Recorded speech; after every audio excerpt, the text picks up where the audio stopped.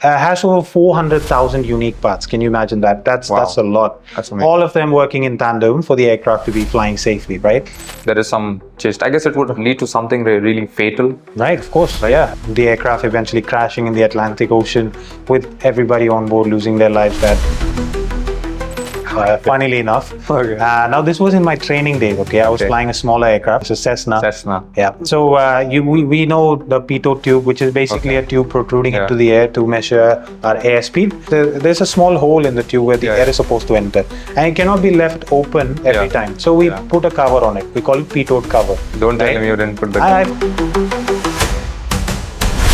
I mean, you cannot be communicating with the air traffic controller when you're diving to the ground, right? I mean, that's never ideal. Now the thing is, I wanted to know, each of these pilots are served different meals. What is the reason behind it? Why are they served different? Why can't they have the same meal? So the ATC looks at a 7600. He knows that this aircraft is now lost radio communication, and which is actually, it was something that was thought of. Has this ever happened before? I'm sure it did. Okay, now that you asked me straight up, I don't have an answer for that, but I'm sure it did, which is why I'm sure they thought of that. I really wish like one day, we can just have a podcast in the cockpit as well, like we're doing right now. It would be nice, but it's also, you should also know that it's prohibited.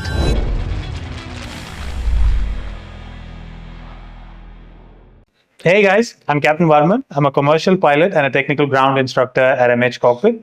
Welcome to an episode of Aviation Unplugged with MH Cockpit, and today we have an aspiring young pilot with us. So hello everyone, my name is Mikhail and I'm an aspiring pilot with a lot of questions and queries that I want to ask to Captain Varman. So what is aviation to you and why did you choose it as a career? Well, let's talk about it. Take a deep breath and close your eyes. Now imagine you're sitting inside the cockpit with both your engines running and all checklists complete. About 180 passengers waiting on your next decision. Now their lives, their stories, their tomorrows, in fact, depend on your next decision. Now open your eyes. That is what is aviation, and that's what aviation means to me. That really touched me. Thank you. Okay, let's do you. Why do you think you're in aviation, and what draws you to the field? Yeah, well, aviation, I guess, always had a pull. Right. I used to see pilots. I used to travel a lot, since when I was a kid. So I used to see these pilots walking by, whether in the cockpit, outside the cockpit, at the airport, you see them, as a group, the cabin crews and the pilots, they all go. All of that, kind of fascinated me. And then I used to always have this, after a flight, I want to go to the cockpit. I want to see the cockpit. I want to explore what is there. How do they fly and all that stuff. Right. So I used to always go. The pilots always used to, welcome me. Like, come on, get in, check all these instruments out, whatever. I didn't understand. So you've actually sat on the cockpit, I did. I used to come sit here at the captain's seat, and I was like, wow. I was used to hold the one of the lucky ones. I was like, wow. But at that time, I didn't have that understanding. But I wish to have that sooner or later. Right. And that would, I guess, had So your this heart was pulling me towards getting into this career, and I was like, what is there that takes me to that particular cockpit? Right. And I guess that's where I found.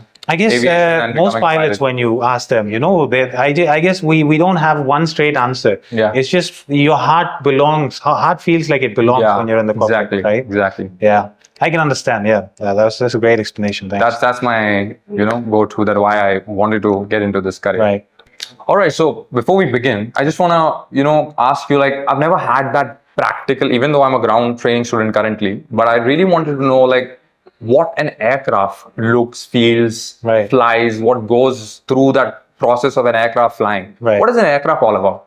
Well, every single aircraft is unique in its own way, right? For example, the Boeing 737 aircraft, which is one of the most commonly used narrow-body aircrafts in Indian aviation, has over 400,000 unique parts. Can you imagine that? That's a lot. That's amazing. All of them working in tandem for the aircraft to be flying safely, right? Now, as unique as they are, they're also similar in a manner that they all follow the four basic principles of flight. All right. We call them thrust, lift, weight, and drag. Right? Thrust being the forward momentum of the aircraft generated by its engines primarily. Lift being the upward motion acting on the wings of the aircraft that keep the aircraft airborne. Drag, the opposite direction of thrust that pulls the aircraft back. The opposes forward motion basically, and then the weight of the aircraft that pulls it towards the ground, right? Opposing which is is when the magic happens, when the aircraft gets airborne.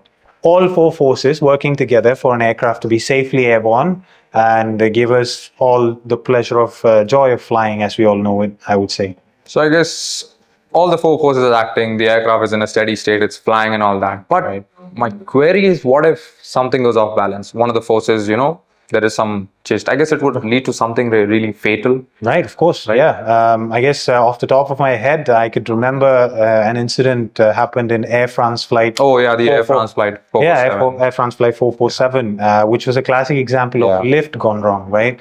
There was a series of catastrophic incidents that led to the aircraft eventually crashing in the Atlantic Ocean, with everybody on board losing their lives that fateful day. It actually started with the weather actually icing up the tubes, which were supposed to give the pilots the airspeed. Being iced, the pilots thought they were actually faster than they were, leading to one of the pilot flying at this point. The autopilots would disconnect, right? At this point, when there's no proper input to the air computers, the autopilot just disconnects automatically, leaving the control of the aircraft in the hands of the pilots. And it was an Airbus A330, and me being type rated on an Airbus. Yeah, it's a wide body aircraft, of course. Me being type rated on Airbus, I do understand that the aircraft cannot be stalled in normal operations, but this is nothing close to normal, right? There's icing, there's unreliable speed indication. The aircraft reverts to something called alternate law, where the aircraft can be stalled. A stall is where lift on the wing is no longer sufficient and the aircraft starts dropping from the sky, which is what happened eventually in this case. So the pilots thought they were faster than they actually were, but in fact they were close to stall speed. So the pilots thought they were fast, they were entering overspeed condition, which would eventually stress the air. So I guess this particular accident that we are discussing revolves around, it's not only the four forces acting, it's like, I guess, your weather, your instrumental failures, then your pilot failure somewhere or the other. Right. Which brings me to the other point. It's not just the pilots that make aviation industry so safe as we know it. There's so many other factors that happen behind the scenes that that common people just don't know or see on the everyday basis, right? When they fly. There's your flight dispatch officers that take care of your fuel planning, your load and trim. They dispatch you their routes. That's the flight planning part of that's their flight planning side of things. And then there's your engineers that account for everything down to the last bolt in an aircraft. Every service has to be done at a certain period of time, which does happen. They make sure that it happens. Otherwise, the aircraft just doesn't fly.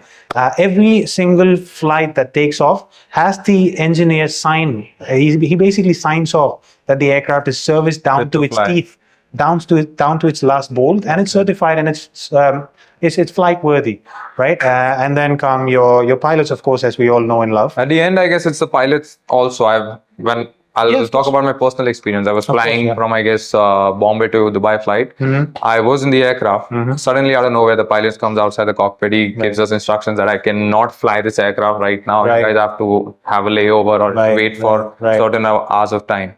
So I guess somewhere or the other, pilot also knows something, like something is not right. It's not only the engineers. I guess it's overall, a lot of people play a part in this. Pilots have a solid rule that says if it's not safe, it's just not taking off. It's not. Yeah, exactly. Right. I mean, we do a walk around where we walk around the aircraft, inspecting every element from a pilot's perspective. The mechanics would have done their part, of course, but before we accept, we have to be satisfied as pilots. Like you said, the pilot wasn't satisfied. We just don't take off. We have to be satisfied. A lot of passengers were arguing. You have that unruly passengers on board, so they were like, we want that aircraft, but as an aviation enthusiast, I knew what this is about. Like, you should respect what the pilot is saying. There were engineers in the aircraft, there were pilots in the aircraft. The cabin too tight to settle people down.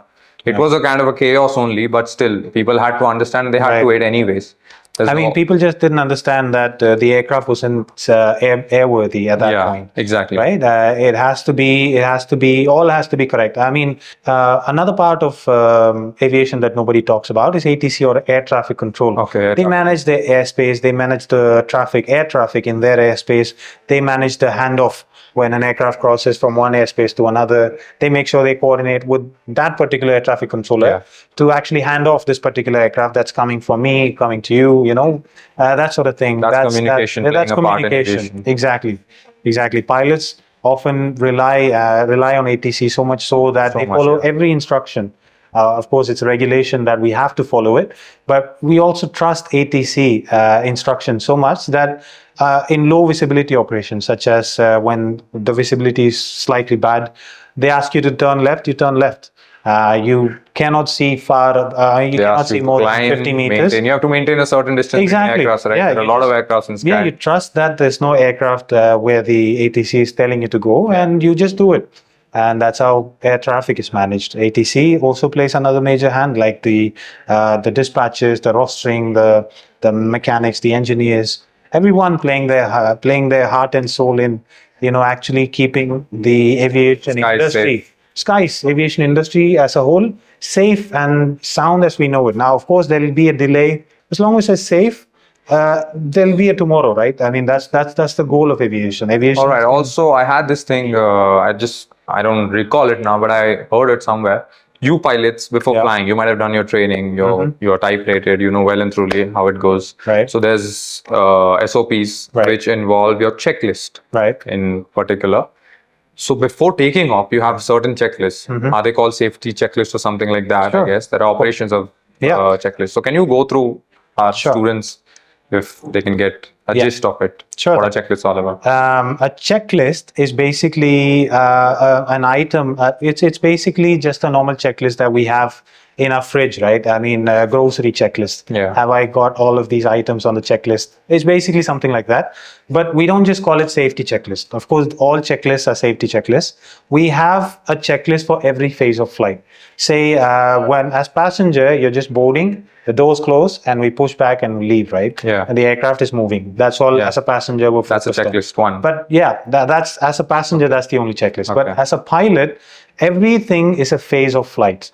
Passengers boarding is basically pre-flight. We do our walk around. Yeah. Now, of course, if doing everything by memory doesn't give you an assurance that you've done everything that's supposed to be done, which is why we have a checklist. Did you actually check this? Oh, I actually forgot to check this. Go back, do it again.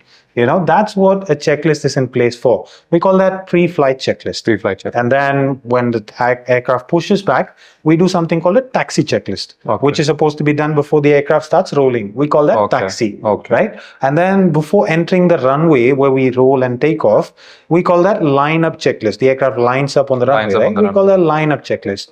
And then before takeoff checklist, and then after takeoff, we have a 10,000 feet checklist. So every phase of flight has a checklist. And then before you start descending, we have a descent prep checklist. We have an approach checklist, after landing checklist, parking checklist. So every phase of flight has a checklist to make sure, even though there are two pilots and they're both doing their jobs well, you still have a checklist just to put them both, in order that they have actually done it. Certain important things just cannot be missed. You put them on a checklist so that the pilots, even though forgotten, it's the last stage. Has it ever happened with you? Like you forgot to, tick one checklist? Well, yeah, I have done something like that, funnily enough. Okay. Now, this was in my training days, I was flying a smaller aircraft. It's a training aircraft, a two-seater. Okay. It was a Cessna. Yeah. So we know the pitot tube, which is basically a tube protruding into the air to measure our airspeed. So what happened was there's a small hole in the tube where the air is supposed to enter, and it cannot be left open every time. So we put a cover on it. We call it pitot cover. Don't tell me you didn't put the cover. I forgot to remove my pitot cover before my sortie. It's happened to everybody out there who's flying. At least once or twice we do that. The goal is to hopefully not take off with our pitot cover on. Okay. I did manage to find that out as I was taxiing, so I taxied back in and had an engineer remove the pitot cover for me. So yeah, it has happened. Which is the goal. The goal is, as we were taxiing, we had a checklist at that time. Pitot cover removed, checked. So I saw the checklist. I saw, oh man, Peter was still on, right? I had to taxi back in. So yeah, it has happened to me, and it has happened to this particular one. I'm sure has happened to over 80% of the pilots. You talk to anyone I who guess says some pilots otherwise. watching might also. Oh yeah, Like, oh, I relate. I'm sure they can relate. Yeah, I'm sure they can relate. Yeah. So yeah, it's happened to me, and the goal is to catch those mistakes that you made in a checklist. That's the goal of it. Yeah. So another question that I have for you is, like, suppose you've taken off from the runway, okay? Now you might have your you will be at a certain altitude, right? And you might have some routes that you will navigate through to reach your particular destination, right? So how do you what goes through that process of taking off from the runway to your certain altitude, then from that altitude to some routes that you follow? I just want to know about it in a more detailed way. Sure. So in modern commercial aviation, right, there's a lot of traffic, a lot of air traffic that's come along. A lot of people are taking to the skies, meaning a lot of aircraft taking to the skies, right? So that's a lot of load on the air traffic control, which is basically the control that handles their airspace, right? The airspace is something managed by an air traffic controller sitting on the ground, talking to the pilot via radio communication. So it's a lot of load on air traffic controller to manage those aircraft, departing aircrafts. It's a lot of load on pilots also to depart and follow ATC, the ATC's air traffic control, ATC instructions to reach their desired altitude or desired route, predefined route, right? So what we do is in modern aviation, we've come up with something called a GPS database, a GPS database cycle that is updated once every 28 days. Okay. It's mandatory for any commercial airliner to fly in the Indian airspace to have, or any airspace for that matter, to have the updated GPS cycle database, GPS database on board to actually be able to fly. Okay, it's basically something that helps the pilots to depart and to fly out of any particular airport that's in the database. Now, of course, small airports, commercial airliners don't fly out of very small airports, so that's not in the database. Usually, let's take for this example Chennai. Right, we have Chennai in the database. Now, Chennai, out of let's say you depart any one runway from Chennai, there are different what we call instrument departures, which has a lot of GPS waypoints along the route, where after you depart, you are supposed to reach that next waypoint at this particular altitude or within a certain altitude range, depending on whether there's buildings, there's obstructions there, that sort of set of altitude restrictions, speed restrictions, even all that is given in that database. So we follow that particular database, which is already pre-programmed in pre-flight. When we do our pre-flight checks, when the passengers are boarding silently, this is what the pilots are doing. When passengers are boarding, they're basically typing in the route that they'll be following. Okay, on that iPad that you have. Exactly, right? not the iPad, the flight computer. On the flight computer, it's a part of the part of the flight deck. We call that in the Airbus we call that the MCDU, multifunction control display unit, which talks to the computer. We call that FMGC, flight management guidance computer. That's far too advanced. This is the computer. You can just think of it as a computer that guides the aircraft. Okay, so on ground, that is what the pilot flying is doing. He's inputting the route that he'll be following, and as he departs, the aircraft knows which route to follow and gives the pilot guidance in what we call the flight director bus, which is guidance to both the autopilot if autopilot is flying, or pilot if the pilot is manually flying, to basically tell the pilot where to go. So that is what guides you as you take off and further along in the route, that is what tells the autopilot, if autopilot is on, where to go and where to put the aircraft. And we'll always communicate with ATC and tell them what we are doing, what our intentions are to do next, and as we that's basically. You're always in communication with the ATC. Always in communication. So since you mentioned ATC, right? I want to know, when you are communicating, suppose, so what exactly do you communicate? Like, suppose you reach a certain altitude. Sure. You reach a certain waypoint, as you mentioned. So you are at a certain altitude, a certain waypoint. Right. What do you communicate exactly at that point to the ATC? Or you might need some, I guess, request the ATC for some approvals, or you're entering a new FIR. I've heard FIR boundaries. So you're entering a new FIR boundary. You might need some request to enter that particular FIR. So what exact phrases do you communicate Okay, that's an interesting and quite honestly a very very long topic. I'll Yeah. try to shorten Shorten it it a for bit. you. So let's assume you're traveling from Mumbai to Delhi. Yeah. Okay. So Mumbai, there are four major flight information regions in India: Okay. Mumbai, Delhi, Kolkata, and Kolkata and- Chennai. Right. So when you're flying from Mumbai to Delhi, you'll basically cross Mumbai FAR, Flight Information Region, to Delhi FAR, or Delhi Flight Information Region. So when you cross, now of course ATC is not just one person sitting and managing all traffic. There are different layers of air traffic controllers, right? There's ATC ground. In major airports, we have ground, which manages ground movements, movement of- which gives you taxi information. Now, as pilots, we taxi before we get to the runway, right? So you we contact the taxi, ground. we call to ground. Okay. Yeah, we call ground. Let's say we're in stand 42 in Mumbai, and we'd like to get to runway 14. Yeah. Hypothetically, okay. Okay. So we ask the ground controller. We call up ground. Let's say Mumbai ground, and you say Victor Tango Alpha Bravo Charlie. Mumbai ground, Victor Tango Alpha Bravo Charlie at stand 42. We're ready for push and start. Or let's say you've started up, okay? Mumbai ground, Victor Tango Alpha Bravo Charlie. We've started up at stand 42. Request taxi information to runway such and such, okay? And then the ground controller gives you a taxi information, taxiway Alpha Bravo Charlie to holding point runway. They'll guide you through the taxiways and all, and that's your get you to ground the runway. controller. Yeah, and as you enter the runway, you go into something called a tower or approach yeah. control. So you change frequency. He basically changes you over. Yeah, you change the Yeah, frequency. he will tell you, okay, hold taxi to holding point runway 14.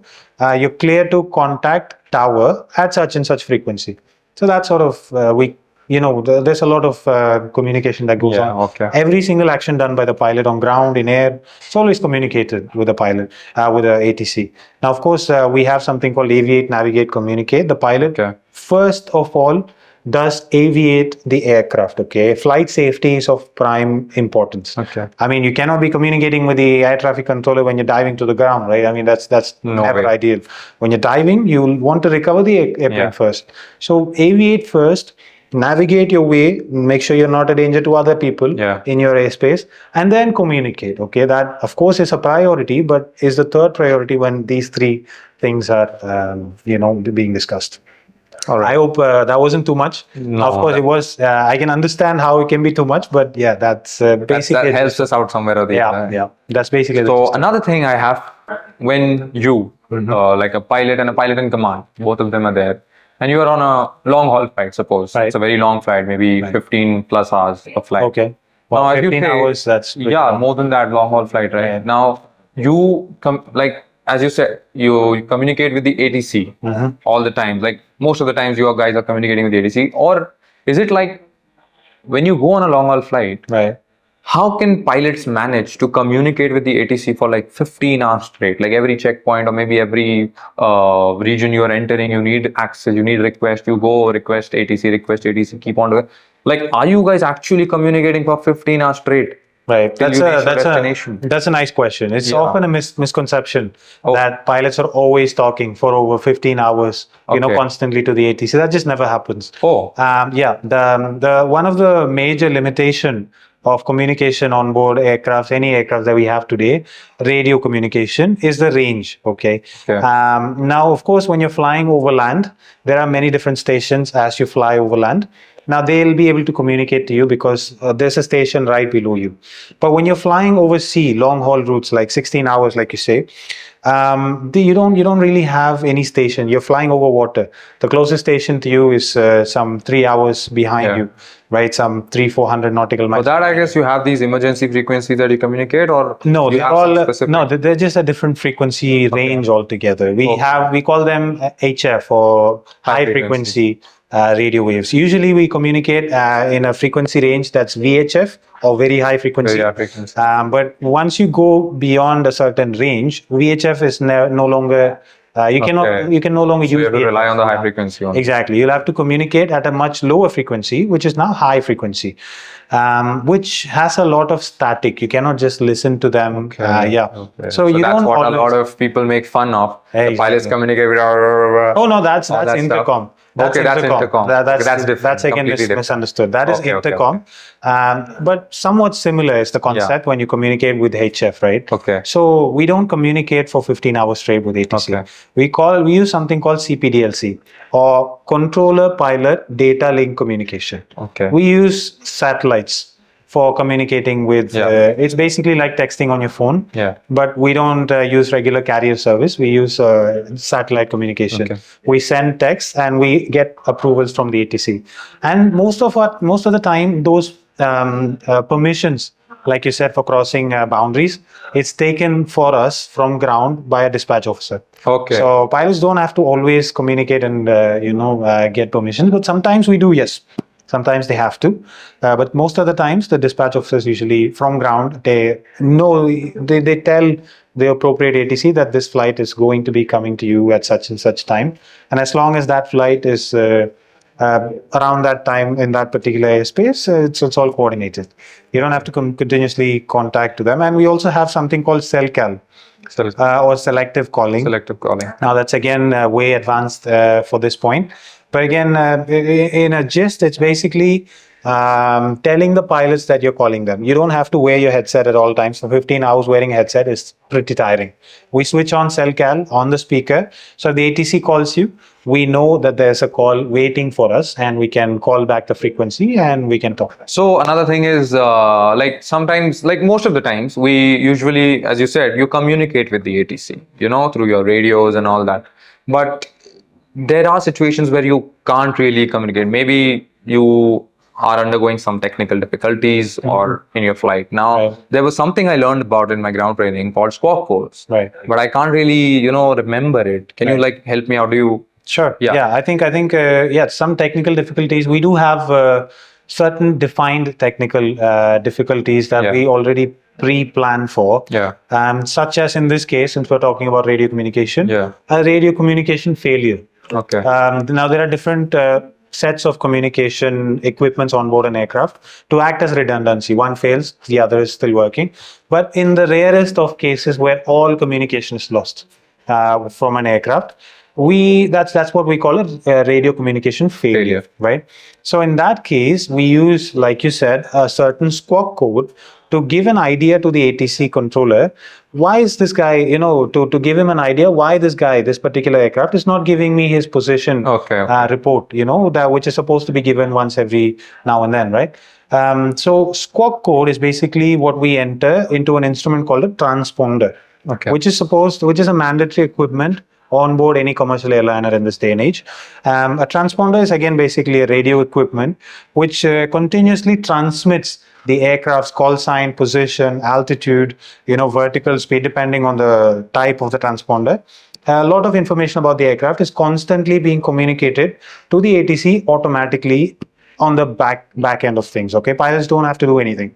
Now, of course, if you lose radio communication, there is a 4-digit unique code that the ATC gives you for every single flight. Yeah, I remember. Which you'll have to maintain at all times in the flight. Okay. Now, of course, if you lose communication or any other emergency, you change the code to a preset code.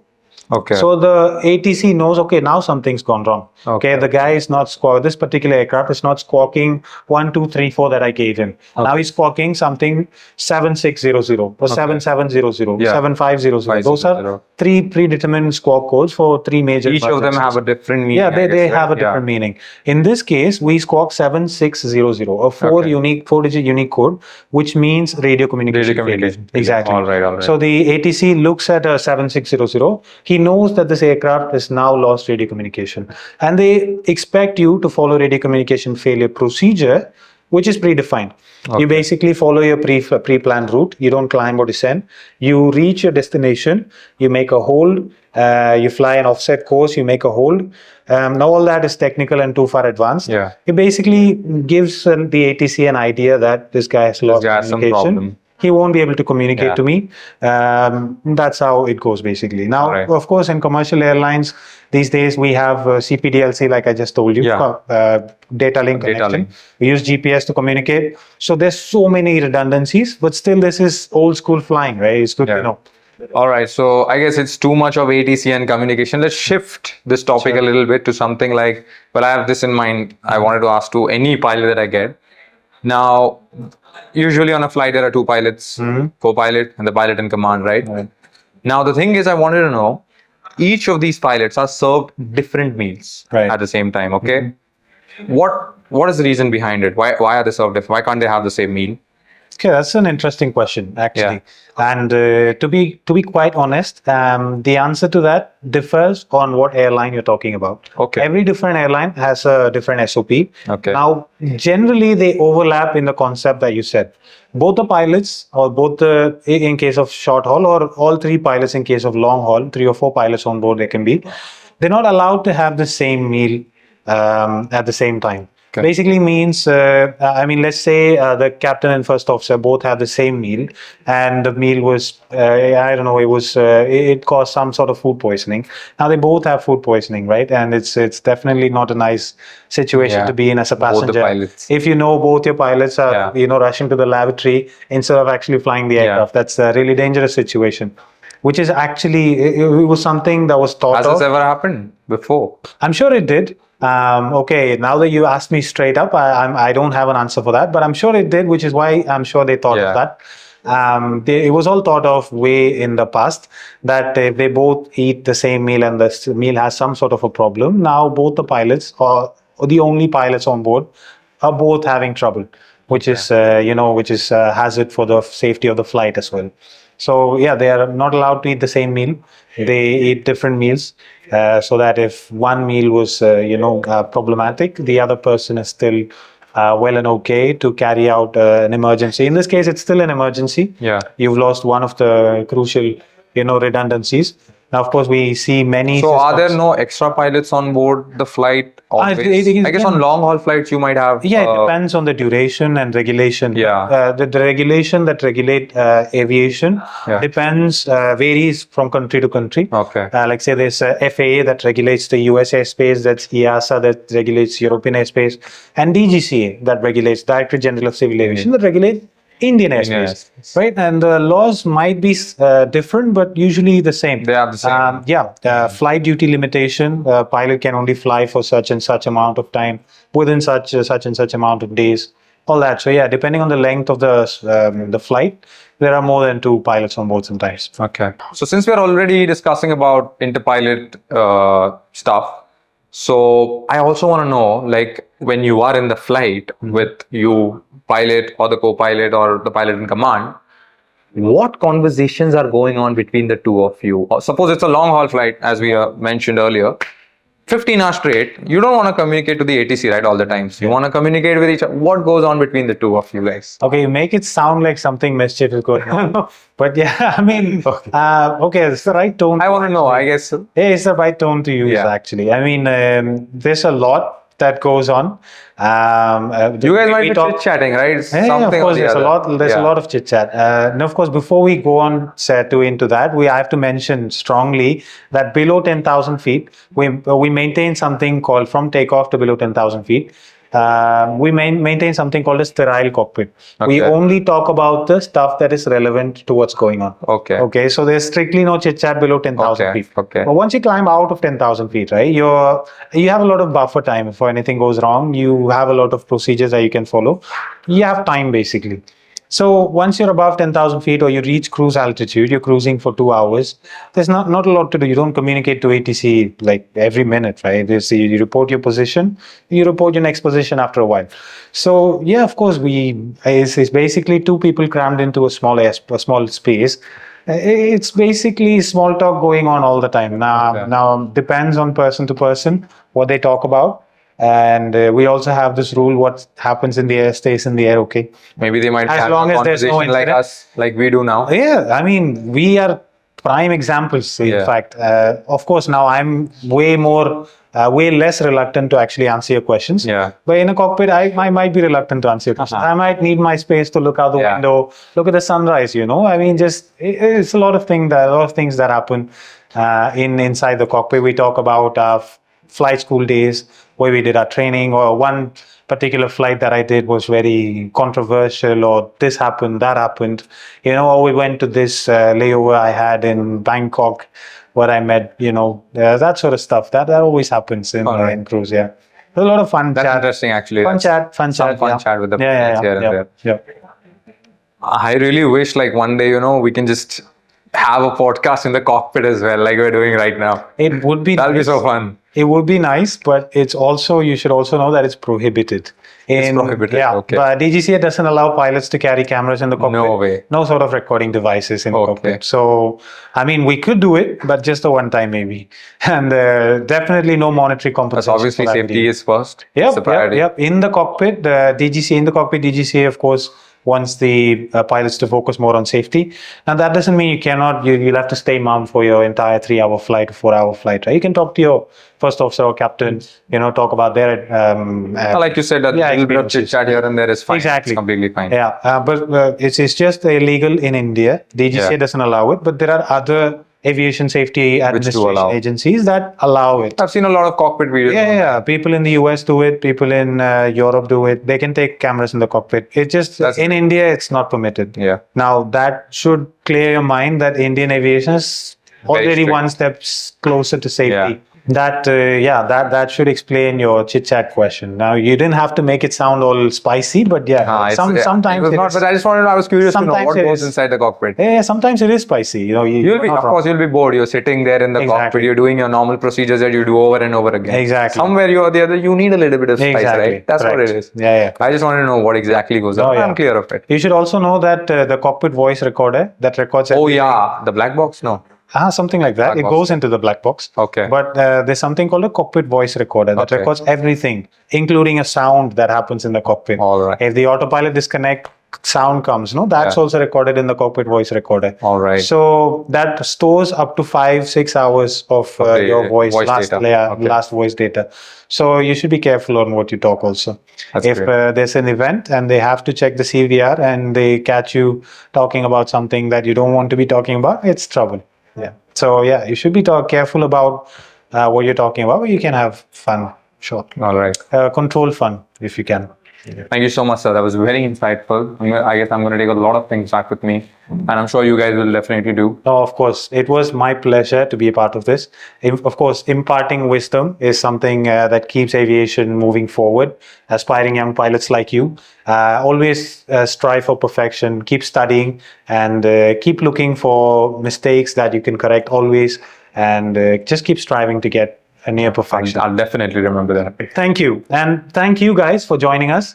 We show aviation for what it is, not just clouds and uniforms, but real stories and the sheer drive to discipline and perfection that keeps skies today safe and sound. Thank you. Like, share, and subscribe, and I'll see you in the next one.